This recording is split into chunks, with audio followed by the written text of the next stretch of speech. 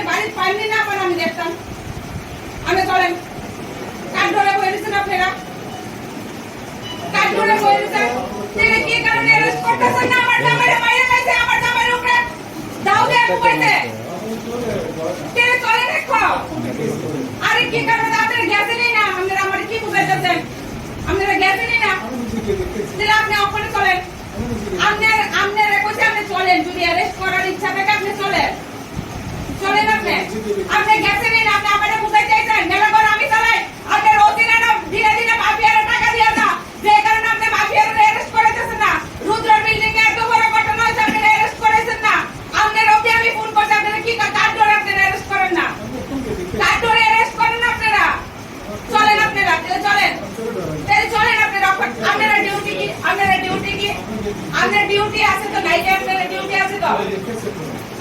আপনি দেখাইছেন আপনি অক্ষরে চলে। আপনি তো ডরাইতেছেন, আপনি অ্যারেস্ট করে দেন না। তাহলে আপনি অক্ষরে চলে। আরে আপনি এক কথা বলেন ভাই, তাহলে বারবার এক কথা বলতেছে। তাহলে আপনি চলেন এখন। আরে এখন আমি যাব। ভিডিও আছে না ভিডিও তাহলে দেখান, আপনি চলেন ভিডিও আছে দেখান, আপনি ভিডিও দেখান, ভিডিও দেখান। কঠোর থেকে কঠোর আমি বর্তমান সরকারের কাছে এটাই প্রার্থনা করবো যে মহিলারা যে রাত্রেবেলা নিরাপদ না, সেটা আমার মতন আজকে আমি চেয়ারপারসন হয়ে এসে আমি নিজেও নিরাপদ বোধ করতে পারতেছি না। আমার গায়ে অবধি তারা হাত দিচ্ছে।